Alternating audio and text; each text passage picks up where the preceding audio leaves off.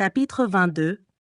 Intéressante et instructive tribulation d'un persan dans les dessous de l'opéra. Récit du persan. Le persan a raconté lui-même comment il avait vainement tenté, jusqu'à cette nuit-là, de pénétrer dans la demeure du lac par le lac. Comment il avait découvert l'entrée du troisième dessous, et comment, finalement, le vicomte de Chagny et lui se trouvèrent aux prises avec l'infernale imagination du fantôme dans la chambre des supplices. Voici le récit écrit qu'il nous a laissé, dans des conditions qui seront précisées plus tard, et auxquelles je n'ai pas changé un mot. Je le donne tel quel, parce que je n'ai pas cru devoir passer sous silence les aventures personnelles du daroga autour de la maison du lac, avant qu'il n'y tombât de compagnie avec Raoul. Si, pendant quelques instants, ce début fort intéressant semble un peu nous éloigner de la chambre des supplices, ce n'est que pour mieux nous y amener tout de suite, après vous avoir expliqué des choses fort importantes et certaines attitudes et manières de faire du persan qui ont pu paraître bien extraordinaires. C'était la première fois que je pénétrais dans la maison du lac, écrit le persan. En vain avais-je prié l'amateur de trappe. C'est ainsi que, chez nous, en Perse, on appelait Éric, de m'en ouvrir les mystérieuses portes. Il s'y était toujours refusé. Moi qui étais payé pour connaître beaucoup de ses secrets et de ses trucs, j'avais en vain essayé, par ruse, de forcer la consigne. Depuis que j'avais retrouvé Éric à l'opéra, où il semblait avoir élu domicile, souvent, je l'avais épié, tantôt dans les couloirs du dessus, tantôt dans ceux du dessous, tantôt sur la rive même du lac, alors qu'il se croyait seul, qu'il montait dans la petite barque et qu'il abordait directement au mur d'en face. Mais l'ombre qui l'entourait était toujours trop opaque pour me permettre de voir à quel endroit exact il faisait jouer sa porte dans le mur. La curiosité et aussi une idée redoutable qui m'était venue en réfléchissant à quelques propos que le monstre m'avait tenus me poussèrent, un jour que je me croyais seul à mon tour, à me jeter dans la petite barque et à la diriger vers cette partie du mur où j'avais vu disparaître Éric. C'est alors que j'avais eu affaire à la sirène qui gardait les abords de ces lieux et dont le charme avait failli m'être fatal dans les conditions précises que voici. Je n'avais pas plutôt quitté la rive que le silence parmi lequel je naviguais fut insensiblement troublé par une sorte de souffle chantant qui m'entoura. C'était à la fois une respiration et une musique. Cela montait doucement des eaux du lac, et j'en étais enveloppé sans que je pusse découvrir par quel artifice. Cela me suivait, se déplaçait avec moi, et cela était si suave que cela ne me faisait pas peur. Au contraire, dans le désir de me rapprocher de la source de cette douce et captivante harmonie, je me penchais au-dessus de ma petite barque vers les eaux, car il ne faisait point de doute pour moi que ce chant venait des eaux elles-mêmes. J'étais déjà au milieu du lac, et il n'y avait personne d'autre dans la barque que moi. La voix, car c'était bien maintenant distinctement une voix, était à côté de moi sur les eaux. Je me penchais encore. Le lac était d'un calme parfait, et le rayon de lune qui, après avoir passé par le soupirail de la rue Scribe, venait l'éclairer, ne me montra absolument rien sur sa surface lisse et noire comme de l'encre. Je me secouais un peu les oreilles, dans le dessein de me débarrasser d'un bourdonnement possible. Mais je dus me rendre à cette évidence qu'il n'y a point de bourdonnement d'oreilles aussi harmonieux que le souffle chantant qui me suivait, et qui, maintenant, m'attirait. Si j'avais été un esprit superstitieux ou facilement accessible aux faibles, je n'aurais point manqué de penser que j'avais affaire à quelque sirène chargée de troubler le voyageur assez hardi pour voyager sur les eaux de la maison du lac. Mais, Dieu merci, je suis d'un pays où l'on aime trop le fantastique pour ne point le connaître à fond, et je l'avais moi-même trop étudié jadis avec les trucs les plus simples. Quelqu'un qui connaît son métier peut faire travailler la pauvre imagination humaine. Je ne doutais donc point que je me trouvais aux prises avec une nouvelle invention d'Éric. Mais, encore une fois, cette invention était si parfaite que, en me penchant au-dessus de la petite barque, j'étais moins poussée par le désir d'en découvrir la supercherie que de jouir de son charme. Et je me penchais à chavirer. Tout à coup, 2 bras monstrueux sortirent du sein des eaux et m'agrippèrent le cou, m'entraînant dans le gouffre avec une force irrésistible. J'étais certainement perdue si je n'avais eu le temps de jeter un cri auquel Éric me reconnut. Car c'était lui, et au lieu de me noyer, comme il en avait eu certainement l'intention, il nagea et me déposa doucement sur la rive. « Vois comme tu es imprudent, » me dit-il en se dressant devant moi, tout ruisselant de cette eau d'enfer. « Pourquoi tenter d'entrer dans ma demeure? Je ne t'ai pas invité. Je ne veux ni de toi, ni de personne au monde. Ne m'as-tu sauvé la vie que pour me la rendre insupportable? Si grand que soit le service rendu, Éric finira peut-être par l'oublier. Et tu sais que rien ne peut retenir Éric, pas même Éric lui-même. Il parlait, mais maintenant, je n'avais d'autre désir que de connaître ce que j'appelais déjà le truc de la sirène. Il voulut bien contenter ma curiosité, car Éric, qui est un vrai monstre, pour moi, c'est ainsi que je le juge, ayant eu, hélas, en Perse, l'occasion de le voir à l'œuvre, est encore, par certains côtés, un véritable enfant présomptueux et vaniteux. Et il n'aime rien tant, après avoir étonné son monde, que de prouver toute l'ingéniosité vraiment miraculeuse de son esprit. Il se mit à rire et me montra une longue tige de roseau. « C'est bête comme chou, » me dit-il, « mais c'est bien commode pour respirer et pour chanter dans l'eau. C'est un truc que j'ai appris aux pirates du Tonkin, qui peuvent ainsi rester cachés des heures entières au fond des rivières. » Je lui parlais sévèrement. « C'est un truc qui a failli me tuer, » fis-je, « et il a été peut-être fatal à d'autres. » Il ne me répondit pas, mais il se leva devant moi avec cet air de menace enfantine que je lui connais bien. Je ne m'en laissai pas imposer. Je lui dis très net, « Tu sais ce que tu m'as promis, Éric. Plus de crimes. » « Est-ce que vraiment, » demanda-t-il en prenant un air aimable, « j'ai commis des crimes? »« Malheureux, » m'écriai-je. « Tu as donc oublié les heures roses de Mazanderan? »« Oui, » répondit-il, triste tout à coup, « j'aime mieux les avoir oubliées, mais j'ai bien fait rire la petite sultane. »« Tout cela, » déclarai-je, « c'est du passé, mais il y a le présent. Et tu me dois compte du présent, puisque si je l'avais voulu, il n'existerait pas pour toi. Souviens-toi de cela, Éric, je t'ai sauvé la vie. » Et je profitai du tour qu'avait pris la conversation pour lui parler d'une chose qui depuis quelque temps me revenait souvent à l'esprit. « Éric, demandai-je. « Éric, jure-moi. »« Quoi ?» fit-il, « tu sais bien que je ne tiens pas mes serments. Les serments sont faits pour attraper les nigauds. Dis-moi, tu peux bien me dire ça à moi? Eh bien, le lustre? » « Le lustre? Éric. Quoi, le lustre? Tu sais bien ce que je peux dire? Ah, ricana-t-il, ça le lustre. Je veux bien te le dire. Le lustre, ça n'est pas moi. Il était très usé, le lustre. Quand il riait, Éric était plus effrayant encore. Il sauta dans la barque en ricanant d'une façon si sinistre que je ne pus m'empêcher de trembler. Très usé, cher Daroga. Très usé, le lustre. Il est tombé tout seul, il a fait boum. Et maintenant, un conseil, Daroga, va te sécher si tu ne veux pas attraper un rhume de cerveau et ne remonte jamais dans ma barque.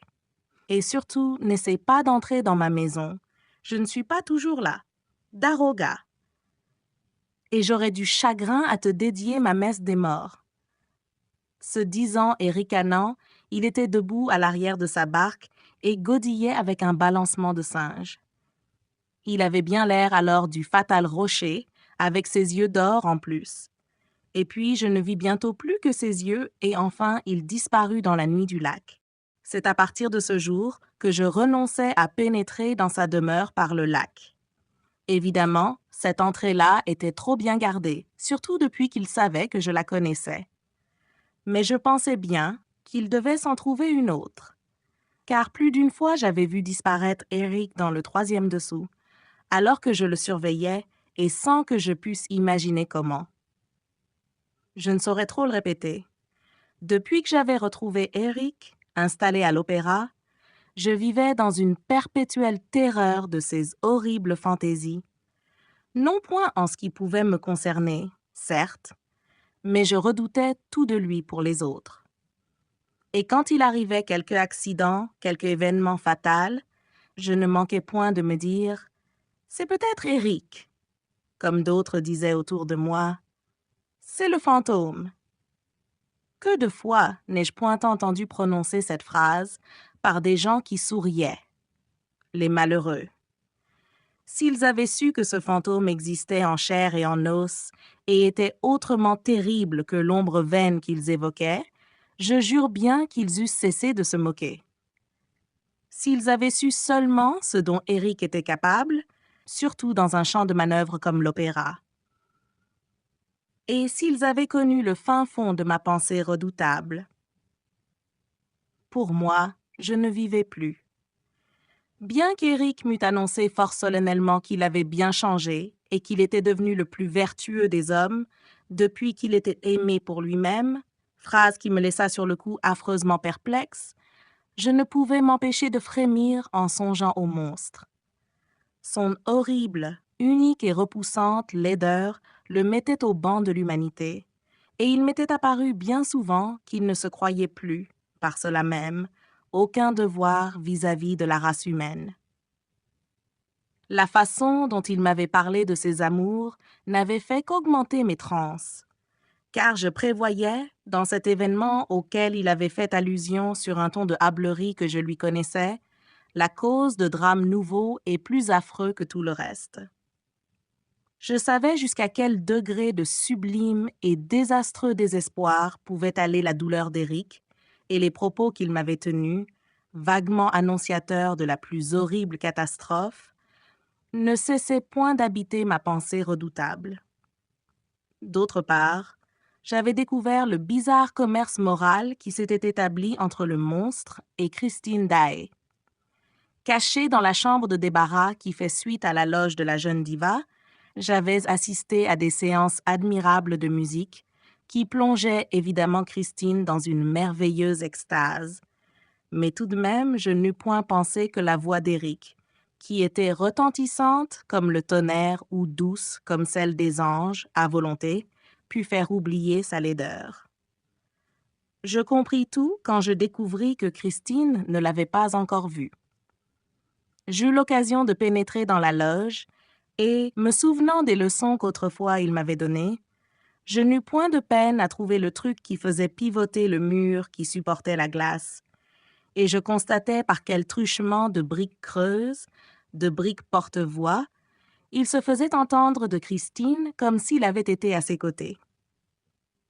Par là aussi, je découvris le chemin qui conduit à la fontaine et au cachot des communards, et aussi la trappe qui devait permettre à Éric de s'introduire directement dans les dessous de la scène. Quelques jours plus tard, quelle ne fut pas ma stupéfaction d'apprendre, de mes propres yeux et de mes propres oreilles, qu'Éric et Christine Daae se voyaient et de surprendre le monstre penché sur la petite fontaine qui pleure dans le chemin des communards, tout au bout sous la terre, en train de rafraîchir le front de Christine Daae évanouie. Un cheval blanc, le cheval du prophète, qui avait disparu des écuries des dessous de l'opéra, se tenait tranquillement auprès d'eux.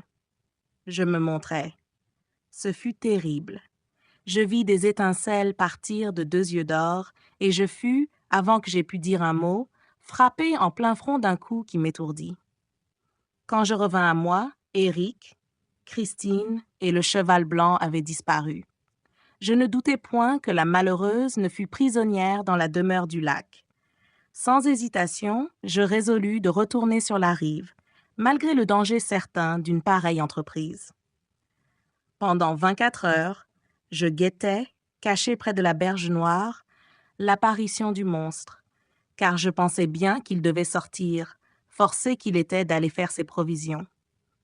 Et, à ce propos, Je dois dire que, quand il sortait dans Paris ou qu'il osait se montrer en public, il mettait à la place de son horrible trou de nez un nez de carton-pâte garni d'une moustache, ce qui ne lui enlevait point tout à fait son air macabre, puisque lorsqu'il passait, on disait derrière lui « Tiens, voilà le père Trompe-la-Mort qui passe », mais ce qui le rendait à peu près, je dis à peu près, supportable à voir.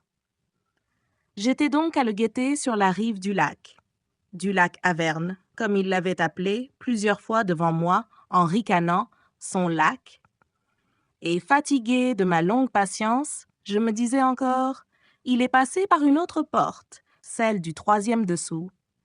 Quand j'entendis un petit clapotis dans le noir, je vis les 2 yeux d'or briller comme des fanaux, et bientôt la barque abordait. Éric sautait sur le rivage et venait à moi. « Voilà 24 heures que tu es là, me dit-il. Tu me gênes. Je t'annonce que tout cela finira très mal. Et c'est bien toi qui l'auras voulu, car ma patience est prodigieuse pour toi. Tu crois me suivre, immense niais, et c'est moi qui te suis, et je sais tout ce que tu sais de moi, ici.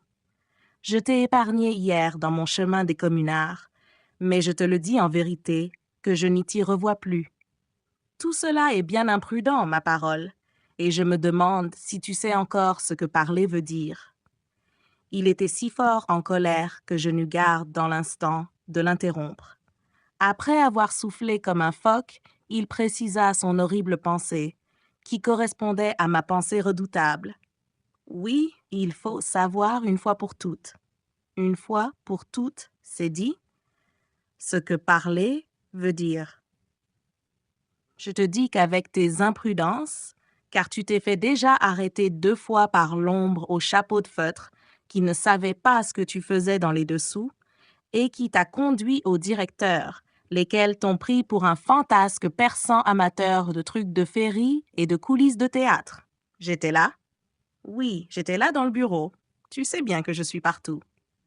Je te dis donc qu'avec tes imprudences, on finira par se demander ce que tu cherches ici, et on finira par savoir que tu cherches Éric, et on voudra, comme toi, chercher Éric, et on découvrira la maison du lac. Alors, tant pis, mon vieux, tant pis. Je ne réponds plus de rien. Il souffla encore comme un phoque. De rien. Si les secrets d'Éric ne restent pas les secrets d'Éric, tant pis pour beaucoup de ceux de la race humaine. C'est tout ce que j'avais à te dire. Et à moins que tu ne sois un immense niais, cela devrait te suffire. À moins que tu ne saches ce que parler veut dire. Il s'était assis sur la partie arrière de sa barque et tapait le bois de la petite embarcation avec ses talons, en attendant ce que j'avais à lui répondre. Je lui dis simplement « Ce n'est pas Éric que je viens chercher ici. »« Et qui donc ?»« Tu le sais bien, c'est Christine Daae, » il me répliqua. « J'ai bien le droit de lui donner rendez-vous chez moi. Je suis aimé pour moi-même. »« Ce n'est pas vrai, fis-je. Tu l'as enlevée et tu la retiens prisonnière. » « Écoute, me dit-il, me promets-tu de ne plus t'occuper de mes affaires si je te prouve que je suis aimé pour moi-même? »« Oui, je te le promets, » répondis-je sans hésitation, car je pensais bien que pour un tel monstre, telle preuve était impossible à faire. « Eh bien voilà, c'est tout à fait simple. Christine Daae sortira d'ici comme il lui plaira et y reviendra. Oui, y reviendra parce que cela lui plaira, y reviendra d'elle-même parce qu'elle m'aime pour moi-même. Oh, je doute qu'elle revienne. Mais c'est ton devoir de la laisser partir. Mon devoir. Immense niais. C'est ma volonté. Ma volonté de la laisser partir et elle reviendra, car elle m'aime. Tout cela, je te dis, finira par un mariage à la Madeleine, immense niais.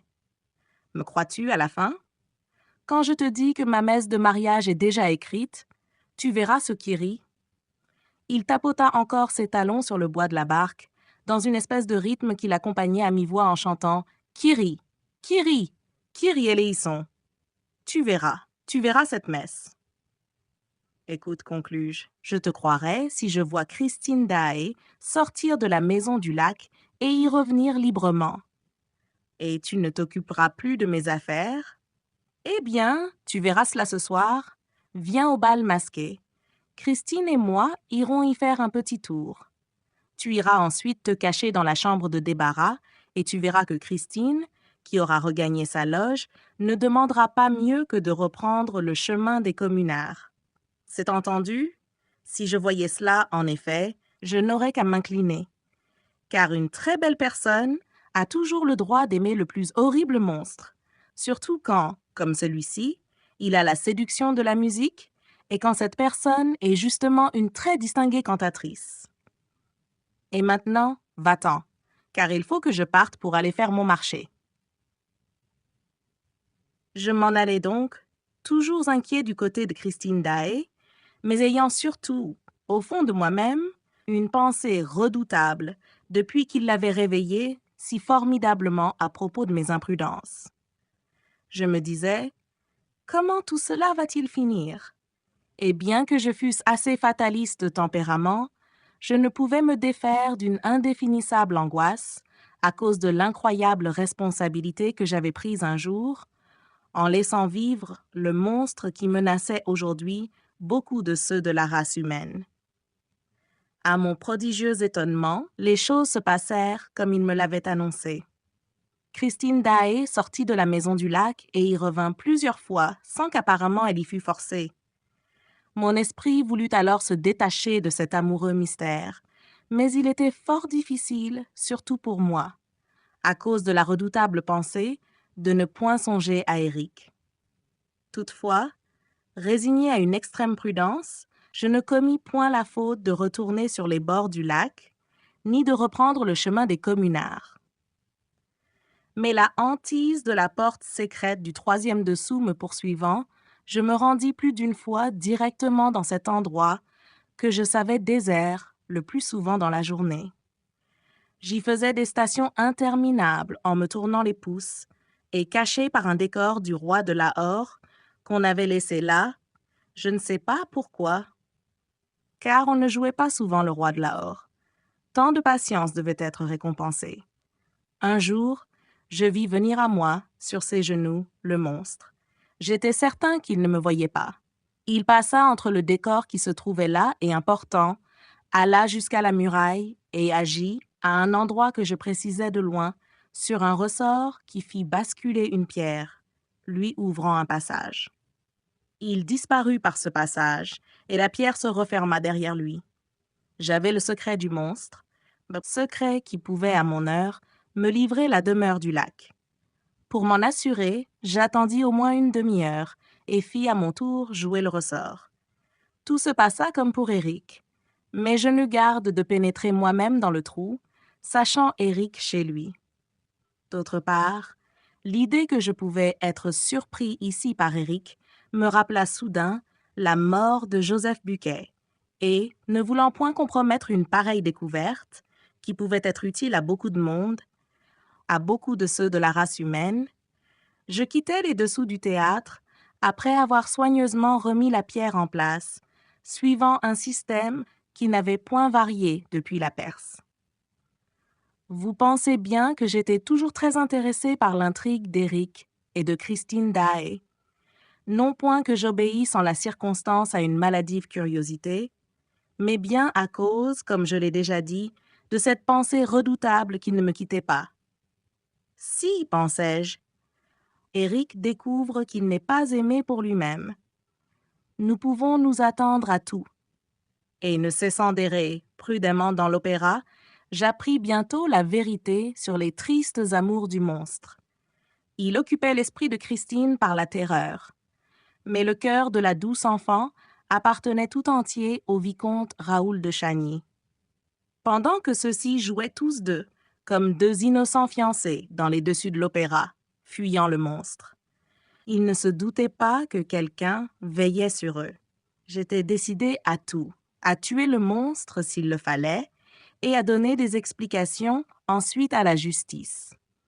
Mais Éric ne se montra pas, et je n'en étais pas plus rassurée pour cela. Il faut que je dise tout mon calcul. Je croyais que le monstre, chassé de sa demeure par la jalousie, me permettrait ainsi de pénétrer sans péril dans la maison du lac, par le passage du troisième dessous.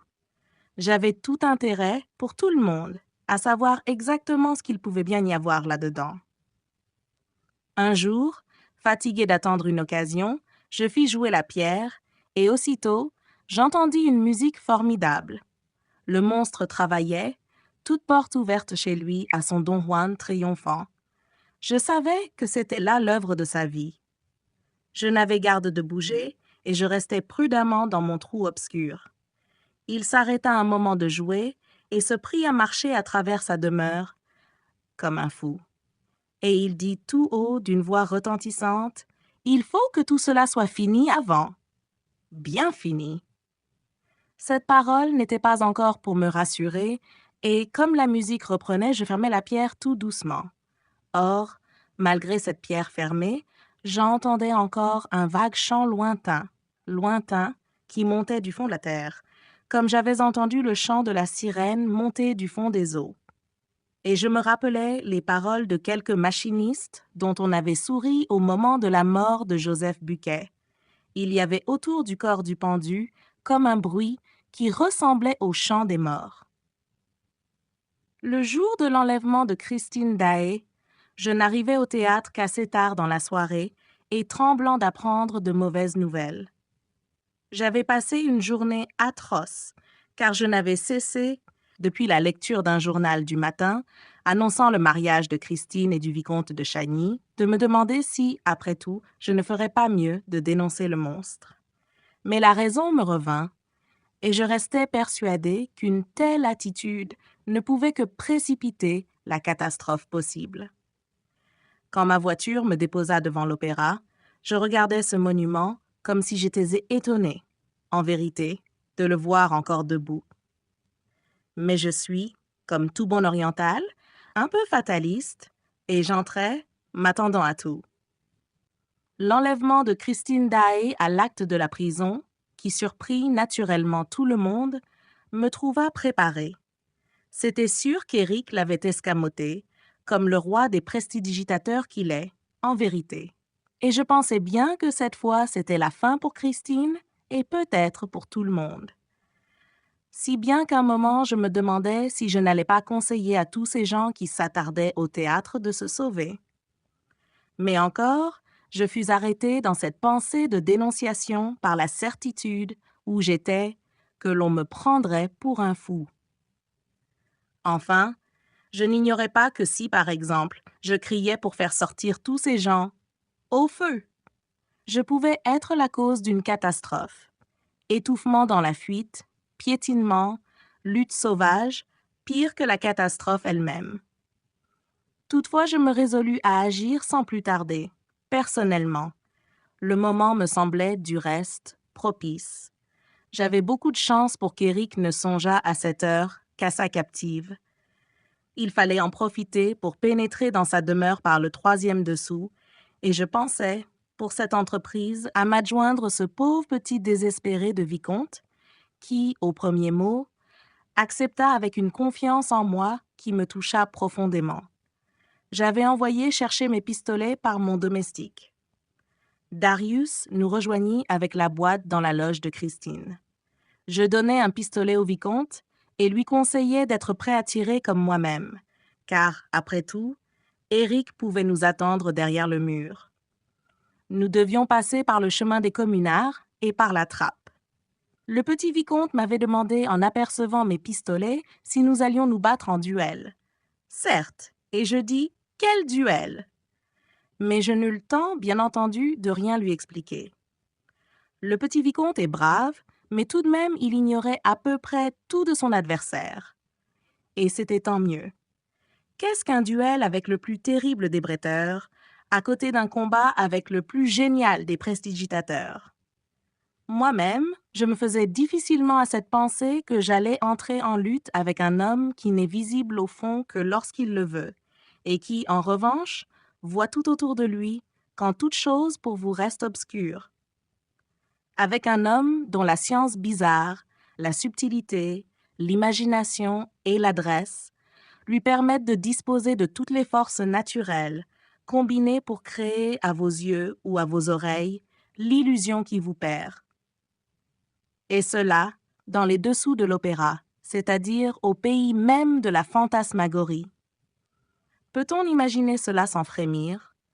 Peut-on seulement avoir une idée de ce qui pourrait arriver aux yeux ou aux oreilles d'un habitant de l'opéra si on avait enfermé dans l'opéra, dans ses 5 dessous et ses 25 dessus, un Robert Houdin féroce et rigolo, tantôt qui se moque et tantôt qui hait, tantôt qui vide les poches et tantôt qui tue.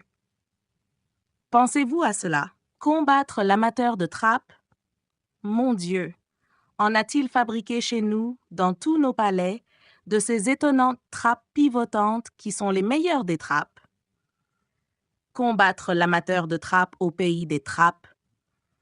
Si mon espoir était qu'il n'avait point quitté Christine Daae dans cette demeure du lac où il avait dû la transporter, une fois encore évanouie, ma terreur était qu'il fût déjà quelque part autour de nous, préparant le lacet du Pendjab.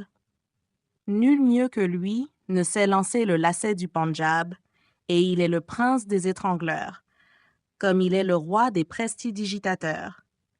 Quand il avait fini de faire rire la petite sultane, au temps des heures roses de Mazanderan, celle-ci demandait elle-même à ce qu'il s'amusât à la faire frissonner. Et il n'avait rien trouvé de mieux que le jeu du lacet du Pendjab. Eric, qui avait séjourné dans l'Inde, en était revenu avec une adresse incroyable à étrangler. Il se faisait enfermer dans une cour où l'on amenait un guerrier, le plus souvent un condamné à mort, armé d'une longue pique et d'une large épée. Eric, lui, n'avait que son lacet, et c'était toujours dans le moment que le guerrier croyait abattre Eric d'un coup formidable que l'on entendait le lacet siffler.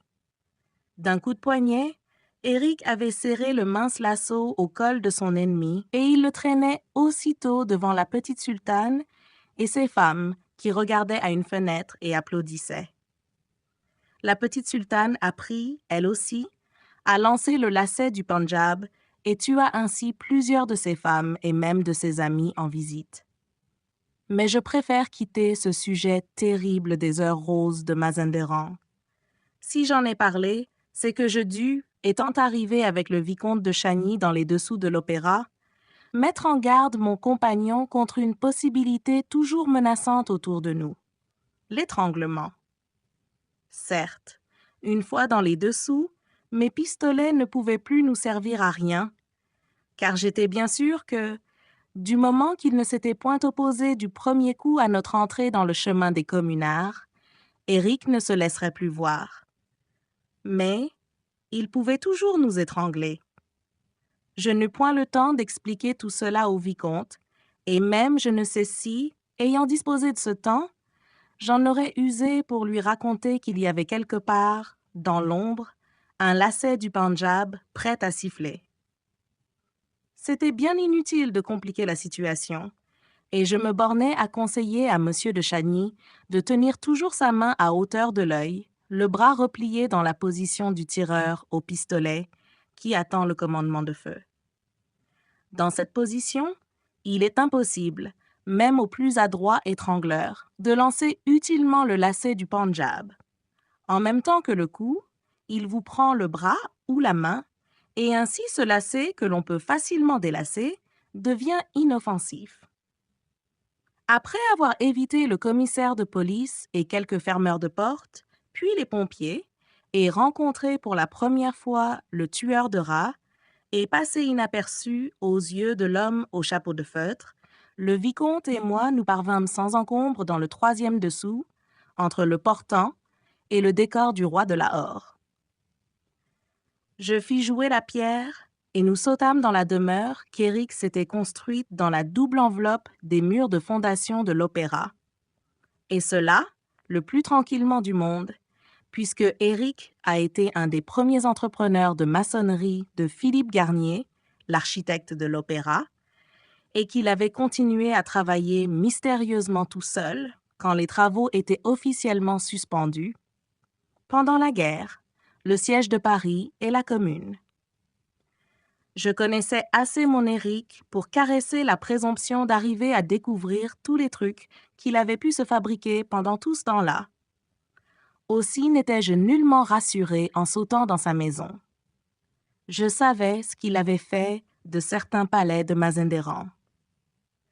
De la plus honnête construction du monde, il avait bientôt fait la maison du diable, où l'on ne pouvait plus prononcer une parole sans qu'elle fût espionnée ou rapportée par l'écho. Que de drames de famille, que de tragédies sanglantes, le monstre traînait derrière lui avec ses trappes. Sans compter que l'on ne pouvait jamais, dans les palais qu'il avait truqués, savoir exactement où l'on se trouvait. Il avait des inventions étonnantes. Certainement, la plus curieuse, la plus horrible et la plus dangereuse de toutes était la chambre des supplices. À moins des cas exceptionnels où la petite sultane s'amusait à faire souffrir le bourgeois, on n'y laissait guère entrer que les condamnés à mort. C'était, à mon avis, la plus atroce imagination des heures roses de Mazanderan. Aussi, quand le visiteur qui était entré dans la chambre des supplices en avait assez, il lui était toujours permis d'en finir avec un lacet du Pendjab qu'on laissait à sa disposition au pied de l'arbre de fer. Or, quel ne fut pas mon émoi, aussitôt après avoir pénétré dans la demeure du monstre, en m'apercevant que la pièce dans laquelle nous venions de sauter, Monsieur le vicomte de Chagny et moi, était justement la reconstitution exacte de la chambre des supplices des heures roses de Mazanderan. À nos pieds, je trouvais le lacet du Pendjab que j'avais tant redouté toute la soirée. J'étais convaincu que ce fil avait déjà servi pour Joseph Buquet. Le chef machiniste avait dû, comme moi, surprendre certains soirs Éric au moment où il faisait jouer la pierre du 3e dessous.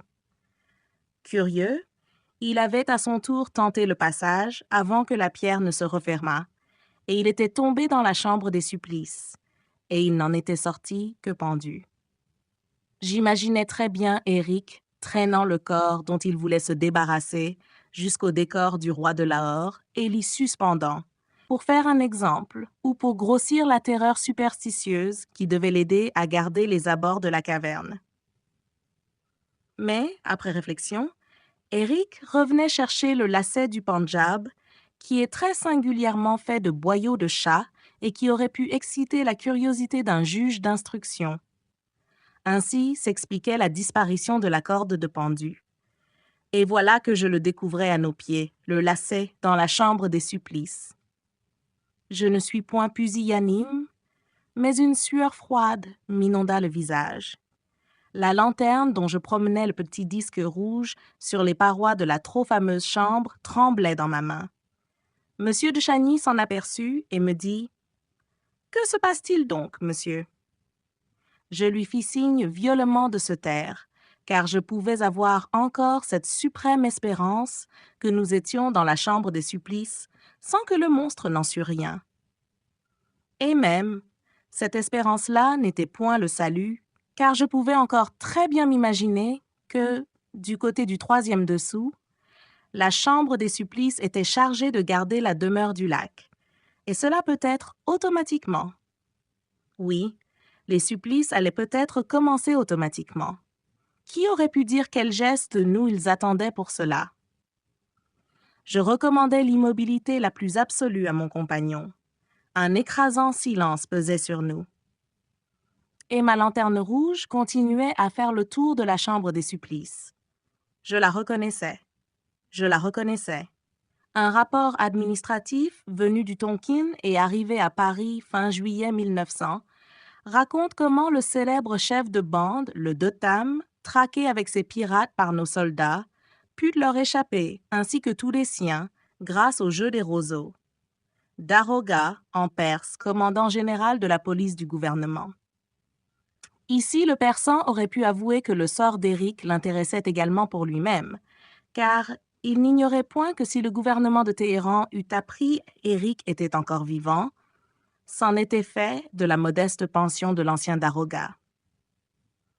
Il est juste, du reste, d'ajouter que le Persan avait un cœur noble et généreux, et nous ne doutons point que les catastrophes qu'il redoutait pour les autres n'aient occupé fortement son esprit. Sa conduite, du reste, dans toute cette affaire, le prouve suffisamment et est au-dessus de tout éloge.